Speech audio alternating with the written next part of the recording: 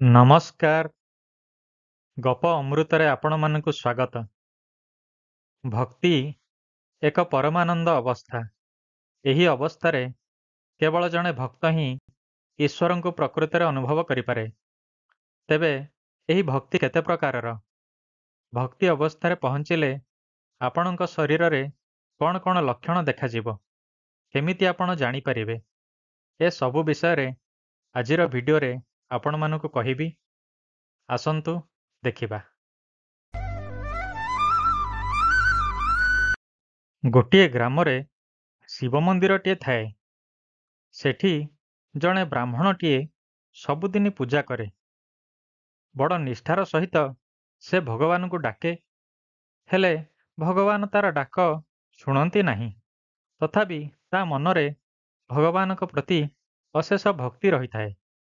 ଦିନକର ଘଟଣା, ବ୍ରାହ୍ମଣଟିର ବାହାରେ କୌଣସି କାମ ପଡ଼ିଲା। ତାକୁ ସକାଳୁ ସକାଳୁ ଉଠି ଘରୁ ଯିବାକୁ ପଡ଼ିଲା। ସେ ତାର ଛୋଟ ପୁଅକୁ ଡାକି କହିଲା, ପୁଅରେ, ଆଜି ମୁଁ ବାହାରକୁ ଯାଉଛି।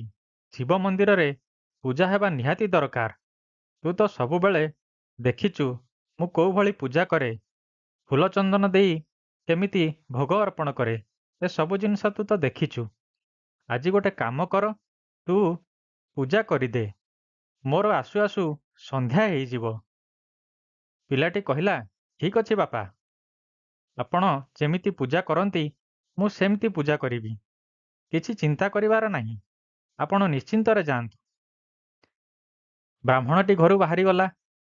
ପିଲାଟି ଗାଧେଇ ପାଧେଇ ଭଲ ଲୁଗା ପିନ୍ଧି ମନ୍ଦିରକୁ ବାହାରି ପଡ଼ିଲା।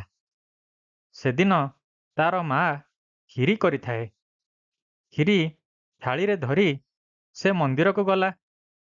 ମନ୍ଦିରରେ ତାର ଯାହା କିଛି ମନେ ଥିଲା ସେହି ଅନୁସାରେ ପୂଜା କଲା। ଶିବଲିଙ୍ଗକୁ ଭଲ ଭାବରେ ପରିଷ୍କାର କରି ଧୋଇଲା। ଘିଅ ମହୁ ଇତ୍ୟାଦି ଲେପନ କଲା। କ୍ଷୀର ଢାଳିଲା, ଫୁଲ ଲଗେଇଲା, ଚନ୍ଦନ ଲଗେଇଲା। ତାପରେ କ୍ଷୀରି ଥାଳିଟି ଅର୍ପଣ କରି କହିଲା, ପ୍ରଭୁ, ବାପା କେତେବେଳେ କେମିତି କ୍ଷୀରି ଆଣନ୍ତି। ଆଜି ମୁଁ ଆପଣଙ୍କ ପାଇଁ କ୍ଷୀରି ଧରିକି ଆସିଛି। ଆପଣଙ୍କର ଭୋଗ ଲାଗି ୟାକୁ ସେବନ କରନ୍ତୁ। ମୋ ମା ବଡ଼ ଶ୍ରଦ୍ଧାର ସହିତ ୟାକୁ ତିଆରି କରିଛି। ଆପଣ ଟିକେ ଚାଖିକି ଦେଖନ୍ତୁ। ଏହା କହି ପିଲାଟି ଥାଳିଟିକୁ ଠାକୁରଙ୍କ ଆଡ଼କୁ ବଢ଼େଇ ଦେଲା। ପିଲାଟି ଜାଣିଥାଏ ଯେ ଠାକୁର ଅଦୃଶ୍ୟ ଭାବରେ ଆସି ଭୋଗ ଖାଆନ୍ତି। ତେଣୁ ସେ କ୍ଷୀରି ଥାଳିଟିକୁ ଆଗକୁ ବଢ଼ାଇ ଦେଇ କିଛି ସମୟ ଅପେକ୍ଷା କଲା। କିଛି ସମୟ ପରେ ଦେଖିଲା ଯେ କ୍ଷୀରି ଥାଳିରୁ ଟିକିଏ ବି ହେଲେ କ୍ଷୀରି ସରିନାହିଁ। କ'ଣ କରିବ ସେ? ଭଗବାନଙ୍କୁ କହିଲା, ପ୍ରଭୁ, ଆପଣ ନ ଖାଇଲେ ମୋ ମନ ଭାରି ଦୁଃଖ ହବ। ମୋ ବାପା ମୋତେ ପାଟି କରିବେ। ତେଣୁ ଆପଣ କ୍ଷୀରି ନିଶ୍ଚିନ୍ତ ଖାଆନ୍ତୁ। ମୁଁ ଭାବୁଛି ବୋଧେ କ୍ଷୀରିଟା ଟିକେ ଗରମ ଅଛି। ଏହା ଭାବି ପିଲାଟି କ୍ଷୀରି ଥାଳିଟିକୁ ଆଣି ଧୀରେ ଧୀରେ ଫୁଙ୍କିଲା ଓ ତାପରେ ଠାକୁରଙ୍କ ଆଡ଼କୁ ପୁଣି ବଢ଼େଇ ଦେଲା। ପିଲା ମନ କ'ଣ ଜାଣେ? ଠାକୁର ଯଦି ସତରେ ଭୋଗ ଖାଉଥାନ୍ତେ, ଲୋକ ଏତେ ଏତେ ପରିମାଣରେ ଭୋଗ ଲଗାଉନଥାନ୍ତେ। ହେଲେ ଛୋଟ ପିଲାଟି ଭାବିଲା ଠାକୁର ଭୋଗ ଖାଆନ୍ତି। ତେଣୁ ସେ କିଛି ସମୟ ସେଠାରେ ଅପେକ୍ଷା କରି ବସିଲା। ତଥାପି କ୍ଷୀରି ଥାଳି ଯେମିତି ସେମିତି। ପିଲାଟି ଭାବିଲା, ବୋଧହୁଏ ମୁଁ ଅନେଇଛି ବୋଲି ଠାକୁର ଖାଉନାହାନ୍ତି। କ'ଣ କରିବି? ଠିକ୍ ଅଛି ପ୍ରଭୁ, ମୁଁ ବାହାରେ ଅପେକ୍ଷା କରିଛି। ଆପଣ ଖାଇସାରିଲେ ମୁଁ ଥାଳିଟି ନେଇଯିବି। ଏହା କହି ସେ ବାହାରେ ଅପେକ୍ଷା କଲା। କବାଟଟି ଆଉଜେଇ ଦେଲା। ଘଡ଼ିଏ ଦିଘଡ଼ି ଗଲା। ପୁଣି କବାଟ ଖୋଲି ଦେଖିଲା କ୍ଷୀରି ଥାଳି ଯେମିତି ସେମିତି। ବାପା ତାର ସବୁଦିନ ଭୋଗ କରେ। ସେ ଭାବେ ଠାକୁର ଭୋଗ ଖାଆନ୍ତି। ତେଣୁ ନିଷ୍କପଟ ମନରେ ସେ ଠାକୁରଙ୍କୁ ବାରମ୍ବାର ଅକୁତି ମିନତି ହେଇ ଗୁହାରି କଲା, ପ୍ରଭୁ, ଆପଣ ଯଦି ନ ଖାଇବେ ମୋ ବାପା ମୋତେ ପାଟି କରିବେ। ମୁଁ କ'ଣ କରିବି? ଏଣେ ଡେରି ହେବାରୁ ପିଲାଟିର ମା ମନ୍ଦିରକୁ ଆସିଲା। କହିଲା, ପୁଅ, ଘରକୁ ଆସିନୁ? ଏତେ ସମୟ ହେଲାଣି କ'ଣ କରୁଛୁ? ପିଲାଟି କହିଲା, ମା, ଠାକୁରଙ୍କୁ ଭୋଗ ଦେଇଛି। ଠାକୁର ଖାଇସାରିଲେ ମୁଁ ଯିବି। ମା ହସିଦେଇ କହିଲା, ଆରେ ଠାକୁର କ'ଣ ଭୋଗ ଖାଆନ୍ତି? ଆମେ ତାଙ୍କୁ ଅର୍ପଣ କରି ବାକି ଭୋଗ ସବୁ ନେଇ ଆସୁ। ପିଲାଟି ମନ ବୁଝିଲା ନାହିଁ। ସେ କହିଲା, ତୁ ଯା, ମୁଁ ଅପେକ୍ଷା କରିଛି। ଆଜି ଠାକୁର ନିଶ୍ଚୟ ଖାଇବେ, ନ ଖାଇଲେ ହବ କେମିତି? ଏହା କହି ପିଲାଟି ଗୁମ୍ ହୋଇ ବସିଲା। ମା ଭାବିଲା, ପିଲା ମନ, ଯେତେବେଳେ ବୁଝିଯିବ ସେତେବେଳେ କି ଯାଇ ପୁଣି ଘରକୁ ପଳେଇ ଆସିବ। ତେଣୁ ମା ତାର ଘରକୁ ଫେରିଗଲା। ପିଲାଟି ତେଣେ ଆଉ 2 ଘଡ଼ି ଅପେକ୍ଷା କଲା। ଏହାପରେ ସନ୍ଧ୍ୟା ହେଇଗଲା। ସନ୍ଧ୍ୟାବେଳେ ତାର ବାପା ଘରକୁ ଫେରିଲେ। ପିଲାଟିକୁ ନ ପାଇ ମନ୍ଦିରକୁ ଗଲେ। ସେଠାରେ ଦେଖିଲେ ପିଲାଟି ବାହାରେ ଥିର ହେଇ ବସିଛି। ତାକୁ ପଚାରିଲେ, ପୁଅ, ଏଠି ବସିଛୁ କାହିଁକି? ଭୋଗ ଲଗେଇଲୁ, ପୂଜା କଲୁ, ଘରକୁ ଫେରିଆସିବା କଥା। ମାଠୁ ଶୁଣିଲି ତୁ କ'ଣ ମନ ଦୁଃଖରେ ବସିଛୁ ଠାକୁର ଭୋଗ ଖାଉନାହାନ୍ତି ବୋଲି। ଠାକୁର କ'ଣ କେବେ ଭୋଗ ଖାଆନ୍ତି? ସେ ପରା ଭୋଗ କେବଳ ଆଘ୍ରାଣ କରନ୍ତି। ତେଣୁ ଜଲ୍ଦି ଫେରିଆ, ଚାଲେ ଘରକୁ ପଳେଇବା। ପିଲାଟି କହିଲା, ବାପା, ଠାକୁର ଯଦି ଭୋଗ ଖାଉନାହାନ୍ତି ତାହେଲେ ଆମେ ଭୋଗ କରୁଛେ କାହିଁକି? ମୁଁ ଯାଇ ଦେଖେ କବାଟ ଖୋଲିକି, ସେ ନିଶ୍ଚୟ ଖାଇଥିବେ। ଏହାପରେ ବାପ ପୁଅ 2 ଜଣ ଯାକ କବାଟଟି ଯେତେବେଳେ ଖୋଲି ଦେଇଛନ୍ତି, ଏକ ଅପୂର୍ବ ଦୃଶ୍ୟ ଦେଖିଲେ। ସେମାନେ ଦେଖିଲେ ଯେ କ୍ଷୀରି ଥାଳିରେ କ୍ଷୀରି ଆଉ ବିଲକୁଲ ନାହିଁ। ଚଟାଚଟି ହୋଇ ସବୁ ସଫା ହେଲା ପରି ଦେଖାଯାଉଛି। ବାପା ଆଶ୍ଚର୍ଯ୍ୟ ହେଇଗଲେ। ତାକୁ ପଚାରିଲେ, ଆରେ ଦୁଷ୍ଟ, ତୁ ନିଜେ କ୍ଷୀରି ଖାଇଦେଇଛୁ ସବୁ, କ'ଣ କଲୁ ରେ? ପିଲାଟି ମନ ଦୁଃଖରେ କହିଲା, ବାପା, ଆପଣ ମୋତେ ଭୁଲ ବୁଝୁଛନ୍ତି। ମୁଁ ତ ପୁରା ଥାଳିଏ କ୍ଷୀରି ନେଇକି ଥୋଇଥିଲି ଭଗବାନଙ୍କ ପାଖରେ। ସେ ଖାଇଛନ୍ତି, ନିଶ୍ଚିନ୍ତ ସେ ଖାଇଛନ୍ତି। ମୁଁ ଥାଳିରେ ବିଲକୁଲ ହାତ ମାରିନି। ଆପଣ ଦେଖନ୍ତୁ, ସବୁ କ୍ଷୀରି ଭଗବାନ ଖାଇଦେଇଛନ୍ତି।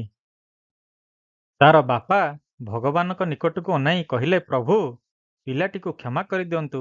ସେ ଜାଣିପାରି ନାହିଁ, ଭୋକ ବିକଳରେ କ୍ଷୀରି ଖାଇଦେଇଛି। ତାକୁ କ୍ଷମା କରନ୍ତୁ, ଛୋଟ ପିଲା। ପିଲାଟି କହିଲା, ବାପା, ମୁଁ ନିର୍ଦ୍ଦୋଷ। ହେ ଭଗବାନ, ପ୍ରମାଣ ଦେବାକୁ ଆପଣଙ୍କୁ ଆସିବାକୁ ପଡ଼ିବ କି? ଆପଣ ନିଶ୍ଚୟ ଆସିବେ। ମୁଁ ଯେ କ୍ଷୀରି ଖାଇନାହିଁ ଏହାର ସାକ୍ଷୀ ଆପଣ। ଆପଣ କ୍ଷୀରି ଖାଇଛନ୍ତି। ମୁଁ କବାଟ ପାଖରେ ଅନେଇକି ବସିଛି। କେହି ଜୀବଜନ୍ତୁ ପଶିନାହାନ୍ତି। ମନ୍ଦିର ଭିତରେ କେବଳ ଆପଣ ଥିଲେ। ଆପଣ ହିଁ କ୍ଷୀରି ଖାଇଛନ୍ତି। ଏହାକୁ ପ୍ରମାଣ ଦେବାକୁ ଆପଣଙ୍କୁ ଆସିବାକୁ ପଡ଼ିବ। ଦୟା କରନ୍ତୁ ପ୍ରଭୁ, ମୁଁ ନିର୍ଦ୍ଦୋଷ ବୋଲି ପ୍ରମାଣ ଦିଅନ୍ତୁ। ଏହାପରେ ହଠାତ୍ ମନ୍ଦିର ଭିତରେ ଚାରିଆଡ଼େ ଆଲୋକରେ ଭରିଗଲା। ଏକ ଅପୂର୍ବ ଦୃଶ୍ୟ ଦେଖିବାକୁ ମିଳିଲା। ହର ପାର୍ବତୀ 2 ଜଣ ଯାକ ଯୁଗଳ ମୂରତି ଆବିର୍ଭାବ ହେଲେ। ବ୍ରାହ୍ମଣ ନିଜ ଆଖିକୁ ବିଶ୍ୱାସ କରିପାରିଲା ନାହିଁ। ବାପ ପୁଅ ଦୁହିଁ ଯାକ ଠାକୁରଙ୍କ ସାମ୍ନାରେ ଥିଲେ। ସେମାନେ 2 ଜଣ ଯାକ ଆଶ୍ଚର୍ଯ୍ୟ ହୋଇ ବଲବଲ ହୋଇ ଅନେଇଥାନ୍ତି। ହର ପାର୍ବତୀଙ୍କ ଯୁଗଳ ମୂରତି ଦେଖି ବ୍ରାହ୍ମଣ କହିଲା, ପୁଅରେ, ତୋର କି ଭାଗ୍ୟ!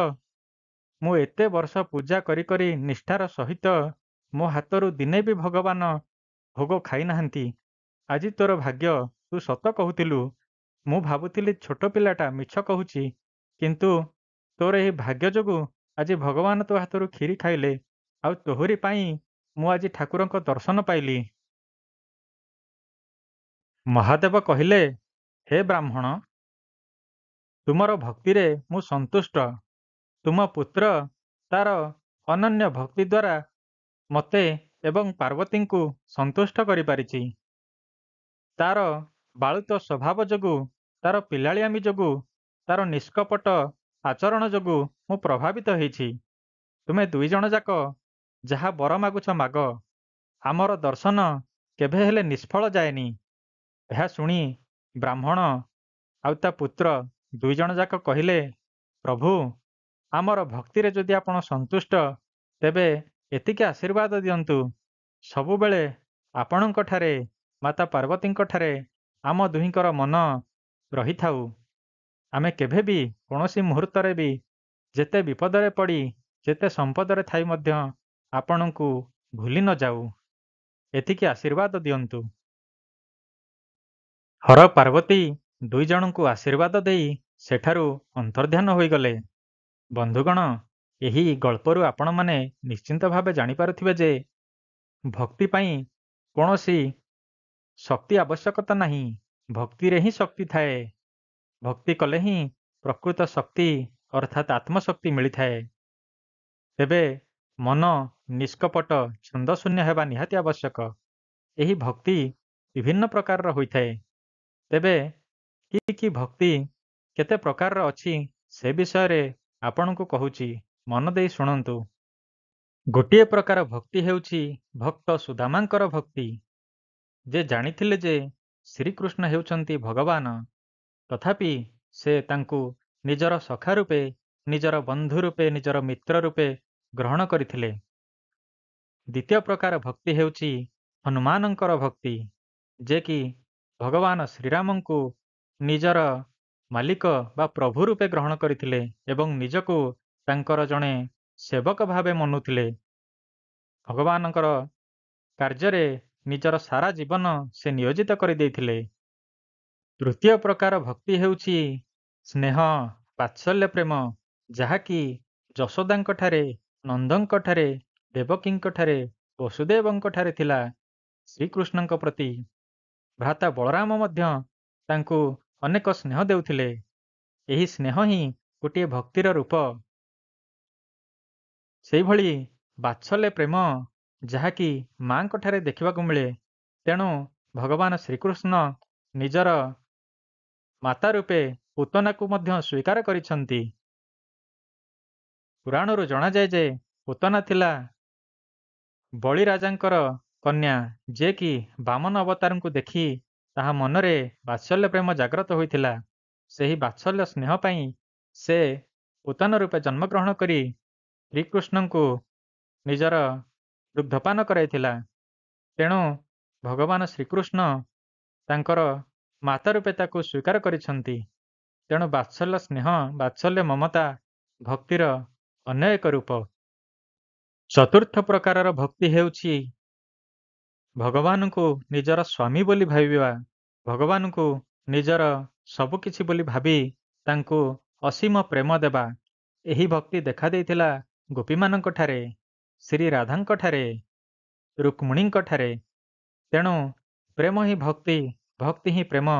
ଏହାର ଜ୍ୱଳନ୍ତ ଉଦାହରଣ ହେଉଛି ଗୋପୀ ଏବଂ ଶ୍ରୀକୃଷ୍ଣଙ୍କ ମଧ୍ୟରେ ଥିବା ସମ୍ପର୍କ। ପଞ୍ଚମ ପ୍ରକାରର ଭକ୍ତି ମହାଦେବଙ୍କର ଭକ୍ତି, ଯେ କି ପରମ ବୈଷ୍ଣବ।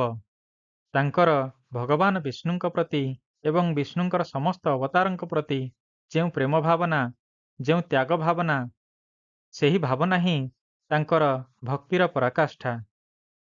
ଶିବ ହେଉଛନ୍ତି ପରମ ତ୍ୟାଗୀ। ତେଣୁ ଭଗବାନ ଶ୍ରୀକୃଷ୍ଣଙ୍କୁ ବିଭିନ୍ନ ଅବତାରରେ ସାହାଯ୍ୟ କରିବା ପାଇଁ ଶିବ ମଧ୍ୟ ଅନେକ ରୁଦ୍ରାବତାର ସୃଷ୍ଟି କରିଥିଲେ। ହନୁମାନ ହେଉଛନ୍ତି 11 ନମ୍ବର ଅବତାର। ତେଣୁ ଭଗବାନ ଶିବଙ୍କର ତ୍ୟାଗ ବିଷ୍ଣୁଙ୍କ ପ୍ରତି ତାଙ୍କର ଭକ୍ତିର ଏକ ସୂଚକ। ଷଷ୍ଠ ପ୍ରକାରର ଭକ୍ତି ହେଉଛି ଦାସ ଭାବିବା, ନିଜକୁ ଭଗବାନଙ୍କର, ଯାହାକି ବିଦୁରଙ୍କଠାରେ ଦେଖାଯାଏ, ଯେ ନିଜକୁ ଶ୍ରୀକୃଷ୍ଣଙ୍କର ଜଣେ ଦାସ ବୋଲି ଭାବୁଥିଲେ। ତେଣୁ ତାଙ୍କ ହାତର ଶାଗ ଭଜା ଭଗବାନ ଶ୍ରୀକୃଷ୍ଣ ସହର୍ଷେ ସ୍ୱୀକାର କରିଥିଲେ। ସପ୍ତମ ଭକ୍ତି ହେଲା ନିଷ୍ଠା, ଯାହାକି ଭକ୍ତ ଧ୍ରୁବଙ୍କଠାରେ ଦେଖାଯାଇଥିଲା। ସେ ନିଜର ଘରଦ୍ୱାର ସବୁକିଛି ଛାଡ଼ି ଭଗବାନଙ୍କୁ ଖୋଜିବା ପାଇଁ ଲାଗି ପଡ଼ିଥିଲେ। ଅନେକ ବର୍ଷ ତପସ୍ୟା କରି ନିଷ୍ଠାର ସହିତ ସେ ନାରାୟଣଙ୍କୁ ପାଇଥିଲେ। ବିଭିନ୍ନ ପ୍ରକାରର ବିପଦ, ବିଭିନ୍ନ ପ୍ରକାରର ବ୍ୟାଘାତ ସତ୍ତ୍ୱେ ସେ ନାରାୟଣଙ୍କ ଉପାସନାରୁ କେବେ ବି ନିଜକୁ ଦୂରେଇ ରଖିନଥିଲେ। ତେଣୁ ଧ୍ରୁବଙ୍କଠୁ ନିଷ୍ଠା ହିଁ ଭକ୍ତିର ଏକ ପ୍ରମାଣ ବୋଲି ଜଣାପଡ଼େ। ଭକ୍ତିର ଅଷ୍ଟମ ରୂପ ହେଲା ବିଶ୍ୱାସ, ଭରସା। ଯେତେ କଷ୍ଟ ଆସୁ, ଯେତେ ବିପଦ ଆସୁ, ଯଦି ଭଗବାନଙ୍କ ଉପରେ ଆପଣଙ୍କର ବିଶ୍ୱାସ ଅଛି ଯେ ସେ ଆପଣଙ୍କୁ ରକ୍ଷା କରିବେ, ତାହାହେଲେ ଭଗବାନ ନିଶ୍ଚିନ୍ତ ଭାବରେ ଆପଣଙ୍କୁ ଉଦ୍ଧାର କରିବେ। ଏହାର ପ୍ରମାଣ ଦେଉଛନ୍ତି ଭକ୍ତ ପ୍ରହ୍ଲାଦ। ତାଙ୍କ ପିତା ହିରଣ୍ୟକଶ୍ୟପ ତାଙ୍କୁ ଯେତେ କଷ୍ଟ ଦେବାକୁ ଚେଷ୍ଟା କଲେ ମଧ୍ୟ ସେ ବିଚଳିତ ନ ହୋଇ ଭଗବାନ ବିଷ୍ଣୁଙ୍କଠାରେ ନିଜର ମନକୁ ଲଗାନ୍ତି ଆଉ ବିଭିନ୍ନ ପ୍ରକାର ଯନ୍ତ୍ରଣାରୁ ସେ ମୁକ୍ତି ପାଇଛନ୍ତି। ନବମ ପ୍ରକାରର ଭକ୍ତି ହେଉଛି ସମର୍ପଣ। କିଏ ଛୋଟିଆ ଜିନିଷଟିଏ ଭଗବାନଙ୍କୁ ଅର୍ପଣ କରୁଛି ତ କିଏ ନିଜ ଜୀବନକୁ ଭଗବାନଙ୍କ ନାମରେ ଲେଖିଦେଉଛି ତ କିଏ ସମ୍ପୂର୍ଣ୍ଣ ରୂପେ ନିଜର ଅସ୍ତିତ୍ୱକୁ ଭଗବାନଙ୍କ ନିକଟରେ ସମର୍ପଣ କରିଦେଉଛି। ଆପଣମାନେ ଭକ୍ତ ଦାସିଆ ବାଉରୀ ବିଷୟରେ ନିଶ୍ଚିନ୍ତ ଜାଣିଛନ୍ତି। ତାଙ୍କର ଶ୍ରୀଫଳ ଅର୍ଥାତ୍ ନଡ଼ିଆ ସମର୍ପିତ ହେଲା ଭଗବାନ ଶ୍ରୀ ଜଗନ୍ନାଥଙ୍କୁ ଏବଂ ଭଗବାନ ତାକୁ ଗ୍ରହଣ କରିଥିଲେ। ସେହିପରି ଭକ୍ତ ନାରଦ ନିଜର ସମ୍ପୂର୍ଣ୍ଣ ଜୀବନ ଭଗବାନଙ୍କ ନାମ ନେଇ ନାରାୟଣ ନାରାୟଣ କହି ବିତାଇ ଦେଉଛନ୍ତି। ମହାରାଜା ବଳିଙ୍କ ବିଷୟରେ ଆପଣ ନିଶ୍ଚିନ୍ତ ଭାବରେ ଶୁଣିଥିବେ। ସେ ତାଙ୍କର ନିଜ ଗୁରୁଙ୍କ କଥା ଅମାନ୍ୟ କରି ବାମନଙ୍କୁ ଭଗବାନ ନାରାୟଣଙ୍କ ରୂପ ଶ୍ରୀ ବାମନ ଅବତାରଙ୍କୁ ନିଜର ସମ୍ପୂର୍ଣ୍ଣ ଅସ୍ତିତ୍ୱକୁ ସମର୍ପି ଦେଇଥିଲେ। ତେଣୁ ବନ୍ଧୁଗଣ, ଏ ଥିଲା 9 ପ୍ରକାରର ଭକ୍ତି। ଭାଗବତ ପୁରାଣର ସପ୍ତମ ସ୍କନ୍ଧରେ ଭକ୍ତ ପ୍ରହ୍ଲାଦ ଭଗବାନ ବିଷ୍ଣୁଙ୍କ ପ୍ରତି ଥିବା ଭକ୍ତିକୁ 9ଟି ଭାଗରେ ବାଣ୍ଟିଛନ୍ତି। ତାଙ୍କ କହିବା ଅନୁସାରେ ଭକ୍ତିକୁ 9ଟି ମାଧ୍ୟମରେ କରାଯାଇଥାଏ: ଶ୍ରବଣ, କୀର୍ତ୍ତନ, ସ୍ମରଣ, ପାଦସେବନ, ଅର୍ଚ୍ଚନ, ବନ୍ଦନ, ଦାସ୍ୟ, ସଖ୍ୟ ଏବଂ ଆତ୍ମନିବେଦନ। ତେବେ ଏହି ସମସ୍ତ ପ୍ରକାରର ଭକ୍ତି 4 ଭାଗରେ ବିଭକ୍ତ: ସାତ୍ତ୍ୱିକୀ, ରାଜସୀ, ତାମସୀ ଏବଂ ନିର୍ଗୁଣ ଭକ୍ତି। ଭକ୍ତିର ଅବସ୍ଥାରେ ପହଞ୍ଚିବା ବହୁତ କଠିନ। ଜଣେ ଭକ୍ତ ଯେତେବେଳେ ଭକ୍ତିର ଅବସ୍ଥାରେ ପହଞ୍ଚେ, ସେ ନିଜେ ମଧ୍ୟ ଜାଣିପାରେ ନାହିଁ। କେବଳ ଈଶ୍ୱର ହିଁ ତାର ଭକ୍ତିକୁ ମାପି ପାରିଥାନ୍ତି। ବର୍ତ୍ତମାନ ଆପଣମାନଙ୍କୁ କିଛି ଲକ୍ଷଣ ମୁଁ କହୁଛି, ମନ ଦେଇ ଶୁଣନ୍ତୁ। ଜାଣିପାରିବେ ଯେ ନିଜର ଭକ୍ତି କେଉଁ ପ୍ରକାରର। ଯଦି ଆପଣମାନଙ୍କ ମନରେ ସବୁବେଳେ ଈଶ୍ୱରଙ୍କ ଚିନ୍ତା ଆସୁଛି, ଈଶ୍ୱରଙ୍କ ନାମ ଆଖି ଆଗରେ ନାଚି ଉଠୁଛି, ଈଶ୍ୱରଙ୍କ ଛବି, ତାଙ୍କ ଲୀଳା ଏସବୁ ଆପଣଙ୍କ ଆଖି ଆଗରେ ସବୁବେଳେ ନାଚି ଉଠୁଛି, ତାହାହେଲେ ଏହା ହେଉଛି ଭକ୍ତି ଭାବନାର ପ୍ରଥମ ଲକ୍ଷଣ। ଭକ୍ତି ଭାବନାର ଦ୍ୱିତୀୟ ଲକ୍ଷଣ ହେଉଛି ଯଦି ଈଶ୍ୱରଙ୍କର ନାମ, ସଂକୀର୍ତ୍ତନ, ଭଜନ ଏସବୁ ଶୁଣି ଆପଣଙ୍କ ହୃଦୟରେ କୋହ ଉଠି ଆସୁଛି, ଆପଣଙ୍କ ଆଖିରୁ ଲୁହ ବାହାରି ପଡ଼ୁଛି, ତେବେ ଏହା ହେଉଛି ଭକ୍ତି ଅବସ୍ଥାର ଦ୍ୱିତୀୟ ଲକ୍ଷଣ। ତୃତୀୟରେ, ଯଦି ଆପଣଙ୍କ ଆଖିରୁ ଲୁହ ବାହାରିବା ସହିତ ଆପଣଙ୍କ ଶରୀରରେ ଲୋମ ଟାଙ୍କୁରି ଉଠୁଛି ଏବଂ ଆପଣଙ୍କର ସମସ୍ତ ଶକ୍ତି ଆପଣଙ୍କ ଆଜ୍ଞାଚକ୍ରରେ କେନ୍ଦ୍ରିତ ହେଉଛି, ତାହାହେଲେ ଏହା ହେବ ଆପଣଙ୍କର ଭକ୍ତି ଅବସ୍ଥାର ତୃତୀୟ ଲକ୍ଷଣ। ଚତୁର୍ଥରେ, ଯେତେବେଳେ ଆପଣ ଈଶ୍ୱରଙ୍କୁ ଧ୍ୟାନ କରୁଛନ୍ତି ବା ମନେ ପକାଉଛନ୍ତି, ସେହି ସମୟରେ ଯଦି ଆପଣ ନିଶ୍ୱାସ ନେବା ପାଇଁ ଭୁଲି ଯାଉଛନ୍ତି ବା ଆପଣଙ୍କର ସେ ଦିଗ ପ୍ରତି ଧ୍ୟାନ ରହୁନାହିଁ କିମ୍ବା ନିଶ୍ୱାସ ନ ନେଲେ ମଧ୍ୟ ଆପଣ ସେହି ସମୟ ତକ ରହିଯାଉଛନ୍ତି, ପଛରେ ଜାଣିପାରୁଛନ୍ତି ଯେ ସେହି ସମୟ ତକ ମୁଁ ଶ୍ୱାସକ୍ରିୟା କରିନାହିଁ, ତାହାହେଲେ ଏହା ଭକ୍ତିର ଅବସ୍ଥାର ଏକ ପ୍ରମୁଖ ଲକ୍ଷଣ। ପଞ୍ଚମ ଲକ୍ଷଣ ହେଉଛି ଆପଣ ଅନ୍ୟ ସବୁ ଜୀବଜନ୍ତୁ, ଜଡ଼ ସମସ୍ତେ ମଧ୍ୟରେ ଈଶ୍ୱରଙ୍କୁ ଦେଖିବା, ଈଶ୍ୱରଙ୍କ ସତ୍ତା, ଆତ୍ମା ଏହାକୁ ଉପଲବ୍ଧ କରିବା। ଯଦି ଆପଣଙ୍କ ମନରେ ଜୀବମାନଙ୍କ ପ୍ରତି ଦୟା ଭାବନା ଆସୁଛି, କ୍ଷମା, କରୁଣା ଏସବୁ ଚିନ୍ତାଧାରା, ଅହିଂସା ନୀତି ଏସବୁ ଆପଣଙ୍କ ମନକୁ ବାରମ୍ବାର ଆସୁଛି ଏବଂ ହିଂସା ପ୍ରବୃତ୍ତି ଆପଣ ଛାଡ଼ି ସାରିଛନ୍ତି, ଈର୍ଷା, ଅସୂୟା, କାମନା, କ୍ରୋଧ ଏସବୁ ଆପଣଙ୍କର ପଥରେ ବାଧା ହୋଇ ଉପୁଜୁ ନାହିଁ, ଆପଣ ଏସବୁକୁ ଜିତି ସାରିଛନ୍ତି, ଆପଣଙ୍କର ମନ କେବଳ ଈଶ୍ୱରଙ୍କଠାରେ ଅଛି, ତାହାହେଲେ ଭକ୍ତି ଆପଣଙ୍କ ମନରେ ଆସିଛି ବୋଲି ଆପଣ ଜାଣିପାରନ୍ତୁ। ତେଣୁ ବନ୍ଧୁଗଣ, ଏ ଥିଲା କିଛି ଲକ୍ଷଣ।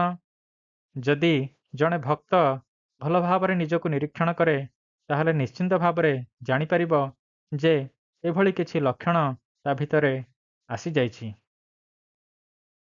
ଯଦି ଏହି ଭିଡ଼ିଓରେ ଥିବା ସୂଚନା ଆପଣଙ୍କୁ ଭଲ ଲାଗିଛି, ତାହାହେଲେ ଭିଡ଼ିଓଟିକୁ ନିଶ୍ଚୟ ଲାଇକ୍ ଟିଏ କରନ୍ତୁ ଗପ ଅମୃତ ଚ୍ୟାନେଲକୁ ସବସ୍କ୍ରାଇବ୍ କରନ୍ତୁ, ଯାଦ୍ୱାରା ଆପଣଙ୍କ ନିକଟରେ ଏଭଳି କିଛି ଆଧ୍ୟାତ୍ମିକ ଗଳ୍ପ ଏବଂ ଉପଦେଶ ମୁଁ ପହଞ୍ଚାଇ ପାରିବି।